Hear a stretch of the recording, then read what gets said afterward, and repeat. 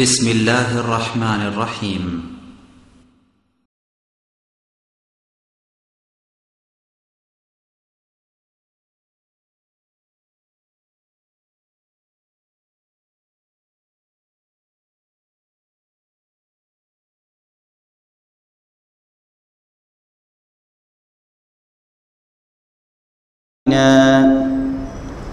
ومن يهده الله فلا مضل له ومن يضلله فلا هادي له وأشهد أن لا إله إلا الله وحده لا شريك له وأشهد أن محمدا عبده ورسوله يا أيها الذين آمنوا اتقوا الله حق تقاته ولا تموتن إلا وأنتم مسلمون يا أيها الناس اتقوا ربكم الذي خلقكم من نفس واحدة وخلق منها زوجها وبث منهما رجالا كثيرا ونساء واتقوا الله الذي تساءلون به والأرحام إن الله كان عليكم رقيبا يا أيها الذين آمنوا اتقوا الله وقولوا قولا سديدا يصلح لكم أعمالكم ويغفر لكم ذنوبكم ومن يطع الله ورسوله فقد فاز فوزا عظيما أما بعد فإن خير الحديث كتاب الله وخير الهدي هدي محمد صلى الله عليه وسلم وشر الأمور محدثاتها وكل محدثة بدعة وكل بدعة ضلالة وكل ضلالة في النار فأعوذ بالله من الشيطان الرجيم بسم الله الرحمن الرحيم ولكل أمة جعلنا منسكا ليذكروا اسم الله على ما رزقهم من بهيمة الأنعام فإلهكم إله واحد فله أسلموا وبشر المخبتين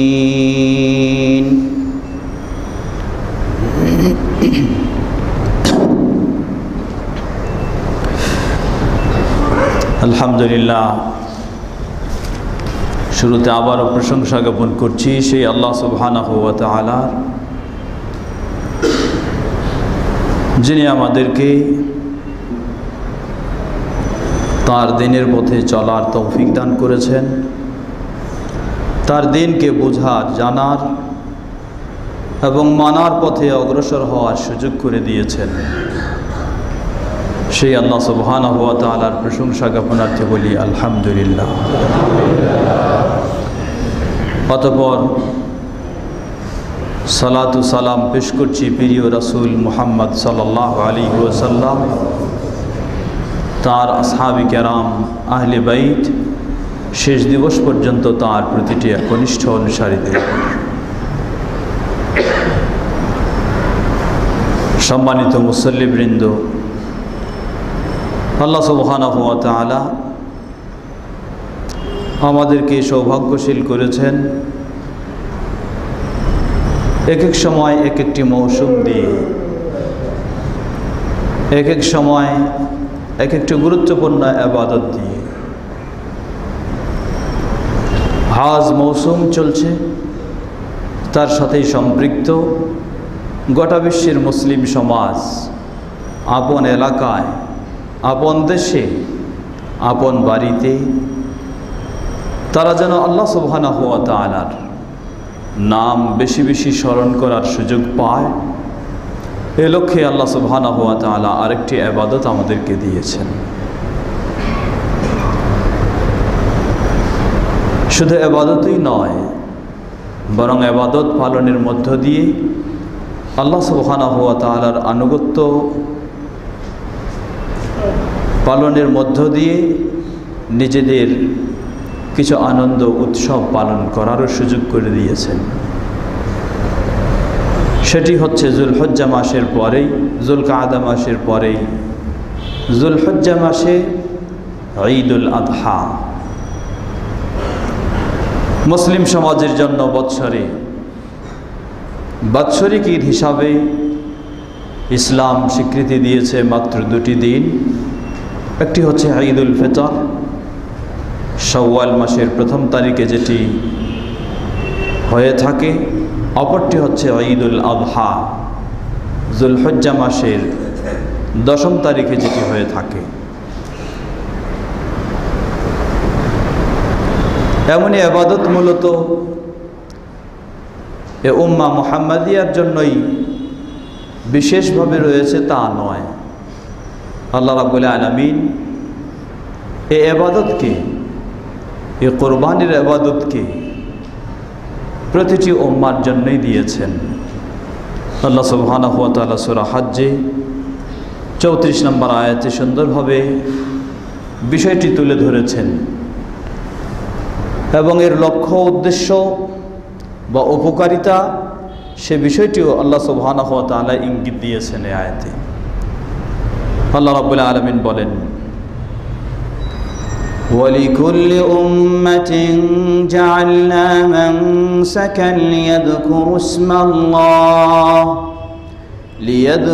اسْمَ اللَّهِ عَلَى مَا رَزَقَهُم مِّن بَهِيمَةِ الْأَنْعَامِ فَإِلَٰهُكُمْ إِلَٰهٌ وَاحِدٌ فَلَهُ أَسْلِمُوا وَبَشِّرِ الْمُخْبِتِينَ।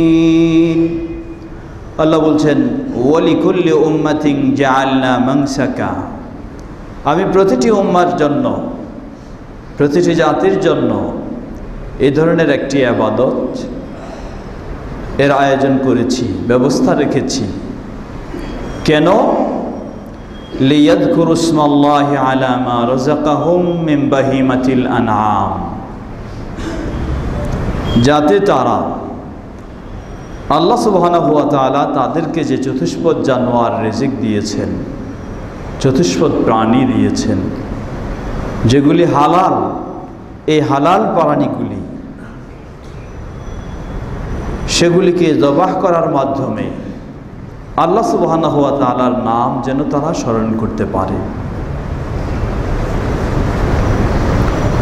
এরপরে আল্লাহ বলছেন, স্মরণ রাখা উচিত, এই ইবাদতের মধ্য দিয়েও জেনে নেওয়া উচিত, ফাইলাহুকুম ইলাহু ওয়াহিদ, তোমাদের মাবুদ, তোমাদের ইলাহ, তিনি হলেন একজনই শুধু, একাধিকজন নয়।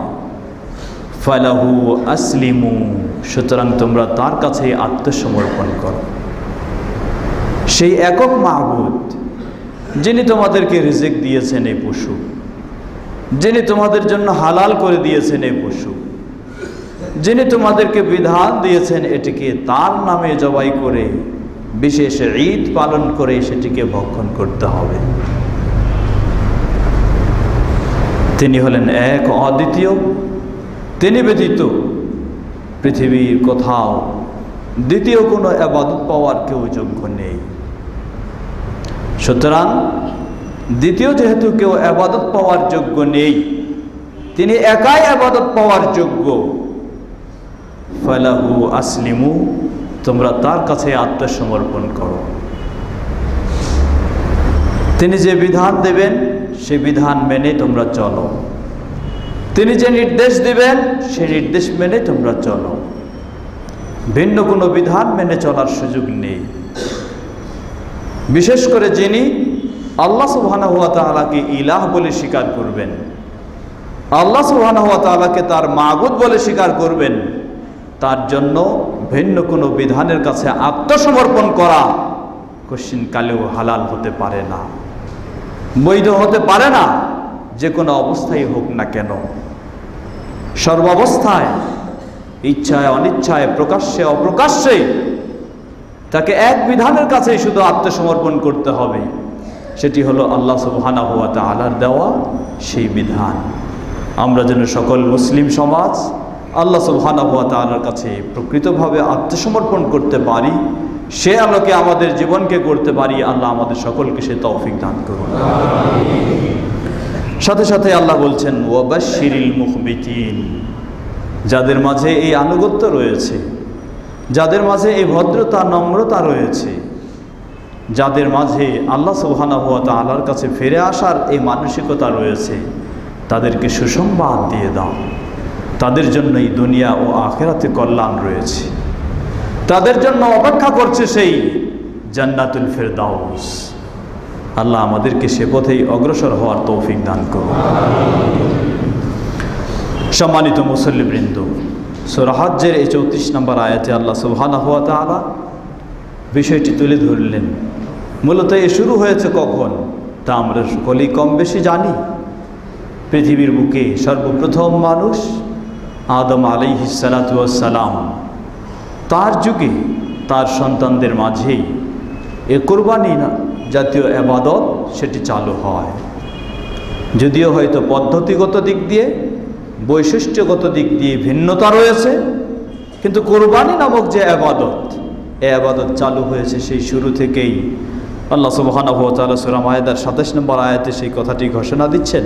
আল্লাহ বলেন, ওয়াতলু আলাইহিম নাবা ইবনাই আদম বিল হক إذ قربا قربانا فتقبل من أحدهما ولم يتقبل من الآخر قال لأقتلنك قال إنما يتقبل الله من المتقين। আল্লাহ নবী মুহাম্মদ সাল্লাল্লাহু আলাইহি ওয়াসাল্লামকে এই অতীতের ইতিহাস তার উম্মাহকে জানিয়ে দেওয়ার জন্য নির্দেশ দিচ্ছেন। আল্লাহ বলছেন, হে নবী, ওয়াতলু আলাইহিম নাবা ইবনাই আদম, আদমের সেই দুই সন্তান হাবিল এবং কাবিল, তাদের দুজনের ইতিহাস তুমি একটু তাদেরকে পাঠ করে শোনাও, হয়তো তারা এতে শিক্ষা গ্রহণ করবে। কারণ আমরা তো সেই আদম সন্তান। আমাদের মাঝে হাবিল কাবিলের মাঝে যে ধরনের হিংসা বিদ্বেষ ছিল, আমাদের মাঝেও আদম সন্তান হিসাবে সেরকমই রয়েছে, থাকতেই পারে। হাবিল কাবিলের পরিণতি কি হলো, সেই পরিণতি আমাদেরও হবে। আল্লাহ সুবহানাহু ওয়া তাআলার জন্য নির্দেশ দিলেন, বললেন ওয়াতলু আলাইহিম নাবা ইবনাই আদম বিল হক, আদমের দুই সন্তানের প্রকৃত ইতিহাস তাদের সামনে তুলে ধরো, তাদেরকে জানিয়ে দাও। যখন তারা দুজনে কুরবানি করলেন, কিন্তু মানুষ কুরবানি করলেই যে আল্লাহ সুবহানাহু ওয়া তাআলা কবুল করে নেবেন এমন নয়। কুরবানি কবুল হওয়ার জন্য কিছু বৈশিষ্ট্যের প্রয়োজন। সেই বৈশিষ্ট্য যদি থাকে তাহলে কুরবানি কবুলের আশা করা যায়, আর যদি বৈশিষ্ট্য না থাকে তাহলে সেই কুরবানি কবুলের আশা করা যায় না। আমি যত অর্থ ব্যয় করি আর যত ঢাকঢোল পিটিয়ে আমি কুরবানি করি না কেন। তারা দুজনে কুরবানি করলেন, কিন্তু লাম ফাতুকব্বিলা মিন আহাদিহিমা, একজনের কুরবানি কবুল হলো, ওয়ালাম ইউতাকাব্বাল মিনাল আখার, অপরজনের কুরবানি কবুল হলো না। আমাদের কুরবানি কবুল হয় কি না এটা আমরা বাস্তব কোনো সচক্ষে আলামত দেখতে পাই না, কিন্তু সেই সময় তারা বাস্তব আলামত দেখতে পেতেন কুরবানি কবুল হলো কি না। যেই সম্পদ বা যেই পশু বা যে দিয়ে কুরবানি তারা করতেন, আল্লাহর পক্ষ থেকে আগুন এসে সেটাকে জ্বালিয়ে শেষ করে ফেলত।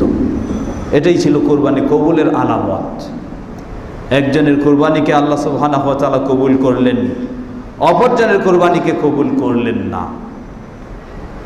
তো যার কোরবানি কবুল হলো না, তার মাঝে সেই বিদ্বেষ, তার হিংসা আরো বেড়ে গেল। যা আমার কোরবানিও কবুল হলো না, তাহলে দেখি তোমাকে আর পৃথিবীতে রাখবই না।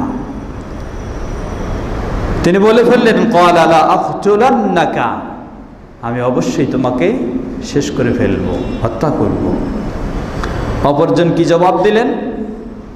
ক্বালা ইন্নামা ইয়াতাকাব্বালুল্লাহু মিনাল মুত্তাকিন, জেনে রাখো আমার প্রতি বিদ্বেষ হয়ে বা হিংসা করে, রাগ করে কোনো কিছু তুমি করতে পারবে না। তোমার কুরবানি কবুল হয়নি, আমারটা হয়েছে। তুমি আমাকে হত্যা করলে যে তোমার কুরবানিটা কবুল হয়ে যাবে, এমন কখনো নয়। জেনে রাখো ইন্নামা ইয়াতাকাব্বালুল্লাহু মিনাল মুত্তাকিন, আল্লাহ সুবহানাহু ওয়া তাআলা কুরবানি কবুল করে থাকেন সেই ব্যক্তির পক্ষ থেকে যার মাঝে রয়েছে তাকওয়া, যার মাঝে রয়েছে আল্লাহ ভীতি, যার মাঝে রয়েছে সে আল্লাহর আনুগত্য অনুসরণ। এটা হলো সেই শুরুর কথা। আবার সেই নবী মুহাম্মদ সাল্লাল্লাহু আলাইহি ওয়াসাল্লামের সময়ে মক্কার সেই মানুষেরা, মুশরিক সমাজও, তারাও এই প্রথা অনুযায়ী কুরবানি করে আসত। সেই কুরবানি তারাও করত। কুরবানিটা যেন আল্লাহর কাছে কবুল হয়, এজন্য কুরবানির পশু জবাই করার পর সেই রক্ত বা মাংস সেগুলি কাবার গায়ে মেখে দিত তারা, যে তাহলে এটা হয়তো আল্লাহর কাছে কবুল হবে। আল্লাহ সুবহানাহু ওয়া তাআলা আয়াত নাজিল করলেন, লা ইয়ানালাল্লাহু লুহুমুহা ওয়ালা জিমাউহা ওয়ালাকিন ইয়ানালুহুত তাকওয়া মিনকুম, জেনে রাখো কুরবানির পশুর রক্ত যদি বেশি হয়ে যায় বা গোশতও যদি বেশি হয়ে যায়, এগুলি আসলে প্রকৃতপক্ষে আল্লাহর কাছে পৌঁছে না। আল্লাহর কাছে পৌঁছে কোন বিষয়টা?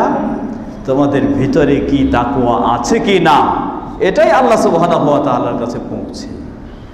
আল্লাহ রাব্বুল আলামিনের এই রক্তেরও প্রয়োজন নেই, এই গোশতেরও প্রয়োজন নেই। প্রয়োজন আল্লাহ সুবহানাহু ওয়া তাআলার তোমাদের ভিতরে কি রয়েছে। সম্মানিত মুসল্লিবৃন্দ, এই কুরবানিকে কেন্দ্র করে আমাদের মুসলিম উম্মার অনেক শিক্ষণীয় বিষয় রয়েছে। আজকে আমরা আল্লাহর নামেও যেমন কুরবানি করছি, গায়রুল্লাহর নামেও তেমন কুরবানি করছি। আল্লাহর সন্তুষ্টি অর্জনের জন্য, নৈকট্য লাভের জন্য যেমন কুরবানি করছি, বিভিন্ন মানুষ, পীর ফকির, মাজার, দরবেশ, তাদের নৈকট্য অর্জনের জন্য কুরবানি করছি। এ বিষয়ে বিস্তারিত কথা বলা এখন সম্ভব নয়। ইনশাআল্লাহ আজকেই মাগরিবের পরেই মসজিদের দ্বিতীয় তলায় আমাদের কোরবানির শিক্ষা ও আমাদের করণীয় এ বিষয়ে শীর্ষক একটি সুন্দর আলোচনা ও প্রশ্নোত্তরের পর্ব রয়েছে, সেখানে আমরা বিস্তারিত আলোচনা করব। আল্লাহ সুবহানাহু ওয়া তাআলা স্পষ্ট করে দিলেন যে আসলে কোরবানির পিছনে আল্লাহ রাব্বুল আলামিন যে বিষয়টি চান সেটা হচ্ছে আমাদের ভিতরে তাকওয়া কি ধরনের রয়েছে। যার তাকওয়া যত বড়ই, যত বেশি রয়েছে, তার কুরবানির পশু কেনার সামর্থ্য যদি নাও থাকে, ছোট্ট পশুও যদি কিনে থাকেন তিনি, তার স্বল্প সামর্থ্য দিয়ে, সেটা দিয়েই তিনি আল্লাহর কাছে অনেক প্রতিদান পাবেন। আর যার ভিতরে তাকওয়ার কিছুই নেই, তিনি তার বিশাল পয়সা দিয়ে যদি বড় বড় প্রাণীও কিনে থাকেন, অসংখ্য প্রাণীও কিনে কুরবানি করে থাকেন, সেটাও হয়তো আল্লাহ সুবহানাহু ওয়া তাআলার কাছে কবুল হওয়ার আশা করা যায় না। এজন্য আমাদেরকে মনে রাখতে হবে কোরবানির পিছনে একটি অন্যতম লক্ষ্য উদ্দেশ্য আমাদের তাকওয়াকে আরো নবায়ন করে নেওয়া। রমজানের যেমন একটি উদ্দেশ্য ছিল তাকওয়াকে নবায়ন করা, কোরবানিরও এমনই উদ্দেশ্য হচ্ছে তাকওয়াকে আরো নবায়ন করে নেওয়া, তাকওয়ার কথা স্মরণ করা। আল্লাহ রাব্বুল আলামিন আমাদের সকলকে সে তৌফিক দান করুন। ওয়া আখিরু দাওয়ানা আলহামদুলিল্লাহি রাব্বিল আলামিন।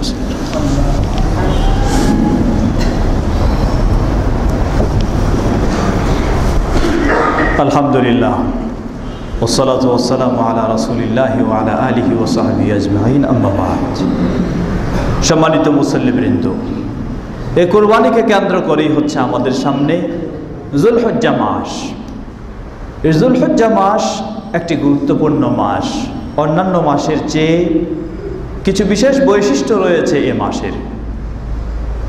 সে বৈশিষ্ট্যগুলির মধ্যে অন্যতম হচ্ছে এই যুলহজ্জা মাসে সেই হজ সংগঠিত হয়ে থাকে। এটা শুধু হাজিদের জন্য সীমাবদ্ধ। আমাদের জন্য যারা আমরা হজে যেতে পারিনি বা যাইনি, আমাদের জন্য রয়েছে এই যুলহজ্জা মাসে গোটা মুসলিম বিশ্বের জন্য ঈদুল আযহা, কোরবানির ঈদ। তার সাথে এই যুলহজ্জা মাসে আরও গুরুত্বপূর্ণ বিষয় রয়েছে, যেটি সহিহ বুখারীর হাদিসে এসেছে। রাসূল সাল্লাল্লাহু আলাইহি ওয়াসাল্লাম বলেন, মা মিন আইয়ামিন আল আমালু সালিহু ফীহিন্না আহাব্বু ইলাল্লাহি মিন হাযিহি আল আইয়াম আল আশারা। قالوا ولا الجهاد في سبيل الله يا رسول الله؟ قال ولا الجهاد في سبيل الله إلا من خرج بماله بنفسه وماله فلم يرجع بشيء من ذلك رواه البخاري। আল্লাহ রাসূল সাল্লাল্লাহু আলাইহি ওয়াসাল্লাম বললেন, গোটা বছরের মাঝে এমন কোনো দিন নাই যেই দিনের আমলগুলি আল্লাহ সুবহানাহু ওয়া তাআলার কাছে সবচেয়ে বেশি পছন্দনীয় ও প্রিয় এই দিনগুলি ব্যতীত। যুলহজ্জা মাসের 1 তারিখ থেকে 10 তারিখ পর্যন্ত এই দিনগুলির যে ভালো কাজ, ভালো আমল করা হয়, এই আমলটা গোটা বছরের সব দিনগুলির চেয়ে সব আল্লাহ সুবহানাহু ওয়া তাআলার কাছে অধিক প্রিয়। আমাদের সামনেই আসছে সেই দিনগুলি। আমাদের সুযোগ রয়েছে আমরা সেই দিনগুলিকে ভালোভাবে আল্লাহ সুবহানাহু ওয়া তাআলার কাছে আরও প্রিয় হওয়ার জন্য বেশি বেশি সৎ আমল, শরীয়তসম্মত আমল সেই দিনগুলিতে আমরা করার চেষ্টা করব। সেই দিনগুলিতে আমরা আমল করব, বিশেষ করে যেগুলি ফরজ ইবাদত, সালাত, এগুলির তো কোনো কথাই নেই, এটা তো থাকতেই হবে। এরপর সেই দিনগুলিতে নফল ইবাদত তুলনামূলক আমরা অন্যান্য দিনের চেয়ে বেশি করার চেষ্টা করব। নফল সালাত যেগুলি রয়েছে শরীয়তসম্মত, অন্য সময় পড়ার সুযোগ না হলেও সেই দিনগুলিতে আমরা একটু বেশি পড়ার সুযোগ নিতে পারি। দিনের কথা বলা হয়েছে, তাই বলে রাত্রে ইবাদত করলে বেশি সওয়াব পাওয়া যাবে না তা নয়, রাত্রেও পাবো ইনশাআল্লাহ, তবে তুলনামূলক দিনের বিষয়টা বেশি গুরুত্বপূর্ণ, বিশেষ করে এই 10 দিন। দ্বিতীয় ইবাদত সিয়াম। রাসূল সাল্লাল্লাহু আলাইহি ওয়াসাল্লাম থেকে বিশুদ্ধভাবে প্রমাণিত, তিনি যুলহজ্জা মাসের 1 থেকে 9 তারিখ পর্যন্ত সিয়াম পালন করতেন। যার পক্ষে সম্ভব হবে এই দিনগুলিতে সেভাবে পালন করা, সম্পূর্ণ নাও হলে আপনার পক্ষে জয় দিনের সম্ভব হবে তাই দিনই আপনি চেষ্টা করবেন, তবু এই সুযোগটি নেওয়ার চেষ্টা করবেন। সিয়ামের ক্ষেত্রে এই দিনগুলির মাঝে একটি গুরুত্বপূর্ণ দিন, যেটি সহিহ মুসলিমের হাদিসে এসেছে, সাওমু ইয়াউমি আরাফা আহতাসিবু আলাল্লাহ আইয়ুকাফিরা সানা আল্লাতী ক্বাবলা ওয়াস সানা আল্লাতী বাদা। আমি আল্লাহ সুবহানাহু ওয়া তাআলার কাছে আশা করি যে আল্লাহ রাব্বুল আলামিন যে ব্যক্তি এই আরাফার দিবসে সিয়াম পালন করবে তার অতীতের 1 বছরের এবং ভবিষ্যতের অগ্রিম আরেক বছরের গুনাহগুলিকে ক্ষমা করে দেবেন। সেই দিনটিও রয়েছে এই 10টি দিনের মাঝে। সেই দিনটিতেও আমরা সিয়াম পালন করার সম্ভব অনুযায়ী চেষ্টা করব। অন্যভাবে তেলাওয়াত, দান, সদকা ইত্যাদি যত রকমের শরীয়তসম্মত আমল সেগুলি এই 10টি দিনে বেশি বেশি সম্ভব অনুযায়ী করার চেষ্টা করা। সাথে কিছু নিষিদ্ধ বিষয় রয়েছে। নিষিদ্ধ বিষয় সহিহ মুসলিমের হাদিসে এসেছে, রাসূল সাল্লাল্লাহু আলাইহি ওয়াসাল্লাম বলেন, যখন কেউ যুলহজ্জা মাসের চাঁদ দেখে ওয়া আরাদা আন ইউদাহিয়া, এবং সে কুরবানি করার ইচ্ছা পোষণ করে, তাহলে ফালা ইয়াখুদান্না মিন শা'রিহি ওয়ালা মিন আযফারিহি, তার শরীরের চুল যত রকমের রয়েছে এবং নখ এগুলি যেন সে না কাটে। এটা হলো নিষিদ্ধ তার জন্য যিনি কোরবানি দেবেন।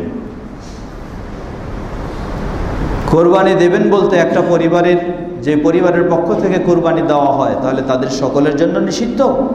হাদিস থেকে যেটি বোঝা, পরিবারের প্রতিনিধি তিনি নিজের পক্ষ থেকে ও সকলের পক্ষ থেকে কোরবানি করে থাকেন, অতএব নিষিদ্ধটা হচ্ছে তার জন্য। যুলহজ্জা মাসের চাঁদ দেখা থেকে শুরু করে কোরবানি করা পর্যন্ত তিনি তার নখ চুল ইত্যাদি সব কিছু কাটা বর্জন করবেন। অনেক মুহাদ্দিসিন কেরামগণ হাদিসের শব্দগুলির দিকে লক্ষ্য করে বলেন যে এটা শুধু নিষিদ্ধ নয়, বরং এটা হলো হারাম এর পর্যায়ে। তাহলে কেউ করে ফেললে কবিরা গুনাহ লিপ্ত হয়ে যেতে পারে। এজন্য সম্ভব অনুযায়ী যার চুল যা কিছু কাটার প্রয়োজন চাঁদ দেখার আগেই আমরা কেটে ফেলব, আর সেই দিন কয়েকটি কাটা থেকে বর্জন বিরত থাকব। আমাদের অনেক ভাইয়েরা আছেন সেই দিনগুলির খুব গুরুত্ব দেন, যার কারণে তারা সেই দিনগুলিতেও চুল কাটা যেহেতু নিষিদ্ধ, দাড়ি কাটাও তারা নিষিদ্ধ করে থাকেন। আবার যখন কুরবানির দিন হয়ে যায় তখন দাড়ি কাটাও শুরু করে দেন। দাড়ি কাটা সবসময়ের জন্যই নিষিদ্ধ। এই 10 দিনেও যেমন হারাম, অন্য সময়েও তেমন হারাম। সেই হিসাবে এটাকে বর্জন করার চেষ্টা করা প্রতিটি মুমিনের একান্ত কর্তব্য। আল্লাহ আমাদের সবাইকে, প্রতিটি মুমিন ভাইকে সে তৌফিক দান করুন। তবে মুমিন ভাইদের সহযোগিতার জন্য অবশ্যই মা বোনদেরকে, সে ভাইদের যারা সহধর্মিণী রয়েছেন, জীবন সঙ্গিনী রয়েছেন, তাদেরকেও ভাইদেরকে উৎসাহিত করতে হবে যেন তারা এ কাজে অগ্রসর হতে পারে, ভালো ভূমিকা রাখতে পারে। কিন্তু দুঃখিত, আমাদের শহরের অনেক বোনেরা তারা রাজি হন না, তারা এটাকে পছন্দ করেন না যে তার স্বামী ইসলামের এই কাজটা করুক, এটাকে তারা পছন্দ করেন না। এটা খুবই দুঃখজনক বিষয়। শুধু দুঃখজনক নয়, একজন মেয়ে মানুষ তার স্বামীকে ইসলামের কোনো গুরুত্বপূর্ণ বিষয় যা পালনের নির্দেশ রয়েছে সেটা পালন করতে যদি অপছন্দ করে থাকে তাহলে তার ঈমানই বাতিল হয়ে যেতে পারে। যেমন একজন স্বামী তার স্ত্রীর জন্য ইসলামের গুরুত্বপূর্ণ নির্দেশ যেটা নফলের বিষয় যদি হয়ে থাকে সেটা হয়তো ছাড় রয়েছে, ভালো হলে করতে পারে, না হলে অসুবিধা নেই, সেটাকেও অস্বীকার করা যাবে না। হয়তো করবে না এটা ছাড় রয়েছে, কিন্তু অস্বীকারের সুযোগ নেই। আর যেগুলি গুরুত্বপূর্ণ, একজন স্বামী তার স্ত্রীকে যদি পর্দা ব্যবহার করতে অপছন্দ করে তাহলে সেই স্বামীর ঈমানই বাতিল হয়ে যাবে, এতে কোনো সন্দেহ নেই। ঠিক বিষয়টা উল্টা দিকেও, স্বামীর ক্ষেত্রে স্ত্রী যদি কোনো অপছন্দ করে এমন গুরুত্বপূর্ণ বিষয়ে, তারও ঈমান ঠিক রাখাটা খুবই কঠিন। আল্লাহ রাব্বুল আলামিন আমাদের সকল ভাই ও বোনদেরকে পরস্পরে দ্বীনের কাজ পালনের ক্ষেত্রে যেন সহযোগিতার মানসিকতা সবাই দেখাতে পারি, সে তৌফিক আমাদেরকে দান করুন। সম্মানিত মুসল্লিবৃন্দ, অতএব যুলহজ্জা মাসের এই 10টি দিনকে আমরা এভাবে গুরুত্ব দিয়ে পালন করার চেষ্টা করব। যা করণীয় সেগুলি করার চেষ্টা করব, যা বর্জনীয় সেগুলি থেকে বিরত থাকার চেষ্টা করব ইনশাআল্লাহ। আসুন এবার যুলহজ্জা মাসের 10 তারিখে যা আমাদের করণীয় সে বিষয়ে কিছু কথা বলি।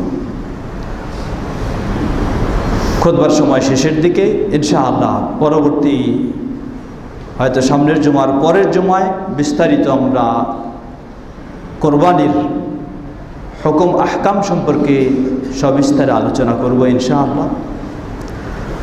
কোরবানি এর হুকুম কি? আল্লাহ সুবহানাহু ওয়া তাআলা বলেন, ফাসাল্লি লিরাব্বিকা ওয়ানহার, তোমার রবের জন্য তুমি সালাত আদায় করো এবং কোরবানি করো। অনুরূপভাবে আরো নির্দেশনামূলক কোরআন এবং হাদিসে অনেক বর্ণনা এসেছে। এজন্য কোরবানির হুকুম নিয়ে বিজ্ঞ আইম্মায়ে মুজতাহিদগণ তারা বিভিন্ন মতামত ব্যক্ত করেছেন। কেউ বিভিন্ন হাদিসের আলোকে, দলিলের আলোকে এটাকে ওয়াজিব বলে ফেলেছেন, আবার কেউ বলেছেন যে এটি ওয়াজিব নয়, সুন্নতে মুআক্কাদা, তবে সামর্থ্যবানদের বর্জন করাটা খুবই অপছন্দনীয়, খারাপ বিষয়। যেদিকেই বলি ওয়াজিব নাম বলি আর সুন্নতে মুআক্কাদা এবং বর্জন করা অপছন্দনীয় বলি, সর্বোপরি এটার ইসলামে একটি বড় ধরনের গুরুত্ব রয়েছে। সুতরাং যাদের সামর্থ্য রয়েছে এটাকে হেলায় খেলায় ছেড়ে দেওয়া কখনো উচিত নয়। চেষ্টা করলেই কিছু না কিছু পারা যাবে। অনেক ভাই অনেক সময় বলে ফেলি যে এটার জন্য এত টাকা লাগবে, সেটা তো আমার সংগ্রহে নেই। অথচ দেখা যায় পারিবারিক কোনো অনুষ্ঠানের জন্য তার চেয়েও বেশি টাকা অনেক সময় খরচ করে ফেলি খুব সহজেই। আর এই বিষয়টি, কোরবানির বিষয়টি তো হুট করে আমার সামনে আসেনি। সকলেই আমরা জানি বছরে মাত্র একবারই কোরবানি হয়ে থাকে, এটা আসবেই। তাহলে আমার মানসিকতা যদি ভালো থাকে, আল্লাহর যদি নৈকট্য অর্জনের চিন্তা থাকে, তাহলে আমি আগে থেকে এটার প্রস্তুতি নিয়ে রাখতে পারি, এটা আমার জন্য খুব কঠিন হবে না। আর যদি আমার মাঝে দুর্বলতা থাকে, কিসের দুর্বলতা? এটা হলো একটা তাকওয়ার পরিচয়। তাকওয়ার যদি দুর্বলতা থেকে থাকে, তাহলে আমি এই ধরনের এই টালবাহানা করব যে আমার এই ব্যস্ততা, এই ঝামেলা, এইখানে খরচ করতে হয়, এখানে খরচ করতে হয়, কিভাবে এটা দেব? আসলে এটা তার জন্যই সহজ যিনি আল্লাহকে ভয় করেন। আর যিনি আল্লাহকে ভয় করেন না, তার জন্য তো কঠিন হবেই। তার জন্য আনন্দ ফুর্তি ঘোরাফেরার জন্য সেগুলির পিছনে ব্যয় করাটা খুব সহজ, কিন্তু কোরবানি করাটা তার জন্য কঠিন। কারণ শয়তান তার কাছে ওই কাজগুলি চাকচিক্য করে তুলে ধরে, আর এই কাজটা গুরুত্বহীন হিসাবে তার সামনে তুলে ধরে। এজন্য তার কাছে এটার অত গুরুত্ব পায় না। আল্লাহ রাব্বুল আলামিন যাদের সামর্থ্য দিয়েছেন, সেই সামর্থ্যের যেন আমরা বহিঃপ্রকাশ ঘটাতে পারি। আল্লাহ সুবহানাহু ওয়া তাআলার এই ইবাদতের মাধ্যমে আল্লাহ আমাদের সে তৌফিক দান করুন। কোরবানির জন্য উপযুক্ত প্রাণী আমাদের অবগত, বা আমরা অবগত রয়েছি, সবাই জানি। উপযুক্ত প্রাণী সবচেয়ে ভালো হলো উট, তারপরে হচ্ছে গরু, অতঃপর ছাগল, ভেড়া বা দম্বা এই জাতীয়। এই শ্রেণীর প্রাণীগুলি কোরবানির জন্য সরাসরিভাবে কোরআন ও সুন্নায় যা প্রমাণিত হয়েছে, সেই আলোকে এগুলি হচ্ছে কোরবানির উপযুক্ত প্রাণী। এই প্রাণীগুলি যার যে ধরনের সামর্থ্য, তিনি সে ধরনের কোরবানি দেবেন। আপনার সামর্থ্য যদি একাধিক উট কোরবানি করার, আলহামদুলিল্লাহ করবেন, অসুবিধা নেই। আপনার সামর্থ্য যদি একটা করার, সেটাই করবেন। কারো যদি উট করার সামর্থ্য নাই, তিনি গরু কোরবানি করবেন। গরু যদি কারো সামর্থ্য না থাকে, অসুবিধা নেই, আপনি একটা ছাগল কোরবানি দেবেন আপনার সামর্থ্য অনুযায়ী, এতে কোনো সমস্যা নেই। যার যে ধরনের সামর্থ্য, তিনি সেভাবেই কোরবানি দেবেন। পরিবারের পক্ষ থেকে বা কোনো ব্যক্তির পক্ষ থেকে এই ধরনের একটি পশু হওয়াটাই হচ্ছে সবচেয়ে ভালো। তবে যদি কারো এতটুকু সামর্থ্য না থাকে, তাহলে তাদের জন্য সুযোগ রয়েছে, যেটি সহিহ মুসলিমের হাদিসে প্রমাণিত। সাহাবী জাবির ইবনে আব্দুল্লাহ রাদিয়াল্লাহু তাআলা আনহু বর্ণনা করছেন, রাসূল সাল্লাল্লাহু আলাইহি ওয়াসাল্লাম বলেন, আল বাকারাতু আন সাবআতিন, একটা গরু 7 ব্যক্তির পক্ষ থেকে অথবা 7 শরিক একটা গরুতে অংশগ্রহণ করতে পারে। সেই শরিকের মালিকেরা ব্যক্তি হতে পারে, অথবা সেই মালিকেরা পরিবারের প্রতিনিধিও হতে পারে। রাসূল সাল্লাল্লাহু আলাইহি ওয়াসাল্লাম বা সাহাবায়ে কেরামগণ গরুতে অথবা উটে এ অংশীদারি কুরবানি, এটাকে সফরের জন্য কখনো সীমাবদ্ধ করে দেননি। আমাদের কেউ কেউ ইদানিং এটাকে সফরের জন্য সীমাবদ্ধ করে ফেলছেন। রাসূল সাল্লাল্লাহু আলাইহি ওয়াসাল্লাম থেকে শুরু করে আমাদের যুগ পর্যন্ত উল্লেখযোগ্য সাহাবী, তাবেঈ, প্রসিদ্ধ মুহাদ্দিস, মুফাসসির, ইমাম, এমন কেউ পাওয়া যায়নি উল্লেখযোগ্য যারা যে এটাকে শুধু সফরের জন্য সীমাবদ্ধ করেছেন, স্বগৃহে বসবাসকারী মুকিমদের জন্য যাবে না, এমন পাওয়া যায়নি। বরং আমাদের 2-1 ভাইয়েরাই শুধু ব্যতিক্রম ফতোয়া দিয়ে নিজেদের পরিচিতিকে জনসমাজে আরেকটু বৃদ্ধি করার জন্যই মনে হয় এই মাসআলাকে বেছে নিয়েছেন। আল্লাহু তাআলা আ'লাম। ইমাম ইবনে হাজম রাহিমাহুল্লাহ তিনি আরো একটু শক্ত করে প্রতিবাদ করছেন যে কেউ যদি এই হাদিসগুলি থেকে বুঝতে চায় যে এটা সফরের জন্য খাস, এই বোঝাটি কখনো সঠিক নয়। সুতরাং আমরা বলবো, রাসূল সাল্লাল্লাহু আলাইহি ওয়াসাল্লামের যুগে তিনি নিজে তার স্ত্রীদের পক্ষ থেকেও একাধিক জনের পক্ষ থেকে একটি গরু কুরবানি দিয়েছেন, এবং সাহাবায়ে কেরামগণ অংশগ্রহণ করেছেন 7 জন একটি গরুতে। এটা হচ্ছে সেই ক্ষেত্রে যখন সামর্থ্য সেরকম কম হবে তাদের জন্য, সেটি সফরে হোক বাড়িতে হোক যেখানে হোক, সামর্থ্য যদি এতই নিচে নেমে যায় যে এর চেয়ে বেশি পারছে না, তাহলে তার জন্য একটি গরুতে এ ধরনের 7 অংশে কোরবানি দেওয়ার সুযোগ রয়েছে। এরপরও আমরা বলবো এ ভাগাভাগির চেয়েও সবচেয়ে নিরাপদ হলো আপনি একটা ছোট্ট উপযুক্ত একটা ছোট্ট ছাগলই কোরবানি দেন, সেটাই আপনার জন্য সবচেয়ে ভালো। তবে অবশ্যই জায়েজ রয়েছে এ ধরনের একটি গরুতে বা একটি উটে শরীকি কোরবানি হিসাবে অংশগ্রহণ করা। কোরবানির প্রাণীগুলি কি ধরনের হবে এটা কম বেশি আমাদের সকলেরই মুখস্থ রয়েছে। বয়সের ক্ষেত্রে উট 5 বছর পূর্ণ হয়ে 6ষ্ঠ বছরে যাবে এমন উট হলো উপযুক্ত কোরবানির প্রাণী হিসাবে। গরুর ক্ষেত্রে 2 বছর পূর্ণ হয়ে 3য় বছরে পদার্পণ করবে, এটাই হচ্ছে উপযুক্ত প্রাণী। ছাগল ভেড়া দুম্বা এগুলির ক্ষেত্রে 1 বছর পূর্ণ হয়ে 2য় বছরে পদার্পণ করবে, সেটি হচ্ছে উপযুক্ত প্রাণী। এই প্রাণীর জন্য কি দাঁত হতেই হবে? বয়স যদি ঠিক হয়ে যায়, জানা যায়, তাহলে কি যথেষ্ট কি না? জবাব, যেহেতু হাদিসের বর্ণনার আলোকে বয়সের কথাটি এভাবে পাওয়া যাচ্ছে, সুতরাং আমরা বলবো যে দাঁত সাধারণত গরু ছাগল ভেড়া এগুলির বয়স কেউ লিখে রাখে না, এজন্য এদের বয়সটা বলে যাওয়াই বেশি সম্ভাবনা রয়েছে এবং মানুষের ধোঁকা দেওয়ারও বেশি সম্ভাবনা রয়েছে, মিথ্যা বলারও বেশি সুযোগ রয়েছে। তাই একটি সাধারণ মাপও বলা যেতে পারে যে একটা ছাগলের 1 বছর পূর্ণ হয়ে গেলে তার নতুন দাঁত এসে যায়, একটা গরুর 2 বছর পূর্ণ হয়ে গেলে তার নতুন দাঁত এসে যায়। তো এই দাঁত দেখেও আমরা সেটাকে উপযুক্ত বলে নির্ণয় করতে পারি। অথবা কারো নিজের বাড়ির যদি পশু হয়ে থাকে, তিনি জানেন তার এই বয়স হয়ে গেছে কিন্তু এখনো তার দাঁত আসেনি, তাহলে সেটি কুরবানির জন্য উপযুক্ত বলে অসুবিধা নেই ইনশাআল্লাহ।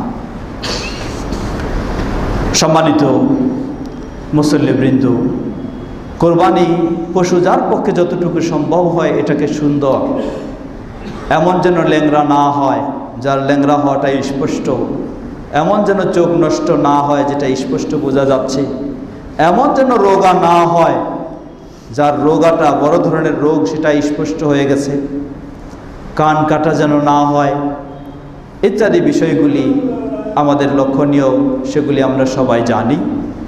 সেই আলোকেই আমরা আমাদের কোরবানির পশু সুন্দর সংগ্রহ করার চেষ্টা করব এবং এর মাধ্যমে যেন আল্লাহ সুবহানাহু ওয়া তাআলার প্রতি যে আমাদের তাকওয়া রয়েছে সেই তাকওয়ারই বিকাশ ঘটাতে পারি, সেই তাকওয়ার পূর্ণতায় আমরা পৌঁছতে পারি, সেই চেষ্টাই করব। আল্লাহ রাব্বুল আলামিন আমাদের সকলকে সে তৌফিক দান করুন। ইবাদাল্লাহ রাহিমাকুমুল্লাহ, ইন্নাল্লাহা ক্বাদ আমারাকুম আন তুসাল্লু আলা নাবিয়িকুম ওয়া ক্বাদ বাদা বিনাফসিহি ফাকাল ইন্নাল্লাহা ওয়া মালায়েকাতাহু ইউসাল্লুনা আলান নবী ইয়া আইয়ুহাল্লাযীনা আমানু সাল্লু আলাইহি ওয়া সাল্লিমু তাসলিমা আল্লাহুম্মা সাল্লি আলা মুহাম্মাদ ওয়া আলা আলি মুহাম্মাদ কামা সাল্লাইতা আলা ইব্রাহিম ওয়া আলা আলি ইব্রাহিম ইন্নাকা হামিদুম মাজিদ اللهم بارك على محمد وعلى آل محمد كما باركت على إبراهيم وعلى آل إبراهيم إنك حميد مجيد اللهم ارض عن الخلفاء الراشدين وعن سائر أصحاب نبيك الكريم اللهم أعز الإسلام والمسلمين وخذل الكفرة والمشركين ودمر ديارهم। হে আল্লাহ, আমাদের দেশ সহ পৃথিবীর সর্বত্র ইসলাম ও মুসলিমদেরকে সমুন্নত করুন। পৃথিবীর সর্বত্র মুসলিম সমাজকে কোরআন ও সহিহ সুন্নাহর আলোকে ইসলামের দিকে ফিরে আসার তৌফিক দান করুন। আমাদের মাঝে উপস্থিত অনুপস্থিত অনেকে অসুস্থ রয়েছেন, বিশেষ করে আমাদের এই বয়োজ্যেষ্ঠ একজন ব্যক্তি জনাব আব্দুর রহিম সাহেব, তার স্ত্রী দীর্ঘদিন যাবত অসুস্থ, খুবই অসুস্থতার মাঝে রয়েছে। আল্লাহ রাব্বুল আলামিন তাকে এবং আরও যারা উপস্থিত এখানে রয়েছেন আমরা জানি, ও সকল অসুস্থ মুসলিমদেরকে পরিপূর্ণ সুস্থতা দান করুন। আল্লাহুম্মা শফিহিম শিফাআন কামিলা, আল্লাহুম্মা শফিহিম শিফাআন আজিলা, আল্লাহুম্মা শফিহিম শিফাআন আজিলা। এই অসুস্থতার মধ্য দিয়ে তাদের ভুল ত্রুটিগুলিকে ক্ষমা করে দিন। পরিবারের সদস্যদেরকে ধৈর্য ধারণ করা ও ঈমানের উপর অটল থাকার তৌফিক দান করুন। যারা বিদায় নিয়ে চলে গেছেন সে মুসলিমদের ভুল ত্রুটি ক্ষমা করে তাদেরকে জান্নাতুল ফেরদাউস নসিব করুন। আর আমরা যারা জীবিত রয়েছি আমরা যেন ঈমানের উপর প্রতিষ্ঠিত থাকতে পারি, আমাদেরকে সে তৌফিক দান করুন। আমাদের দেশের সকল মানুষদেরকে ইসলামের দিকে হেদায়েত দান করুন, ইসলামের পথে চলার তৌফিক দান করুন। বিশ্বের প্রতিটি দেশেই মুসলিম সমাজকে তাদের ঈমানের উপর প্রতিষ্ঠিত থাকার তৌফিক দান করুন। ইসলাম ও মুসলিম বিদ্বেষী বিরোধী তাদেরকে ইসলামের দিকে হেদায়েত দান করুন, অথবা তাদের ষড়যন্ত্রে তাদেরকে ধ্বংস করে দিন। আমাদের দেশেও যেন আমরা সকলে শান্তির দিকে অগ্রসর হতে পারি, শান্তির পথে চলতে পারি, সে তৌফিক আমাদেরকে দান করুন, সে পথে আমাদেরকে হেদায়েত দান করুন। আমরা যেন নিরাপদে সুন্দরভাবে ইসলাম মেনে চলতে পারি এমনই পরিবেশ আমাদের দেশেও দান করুন।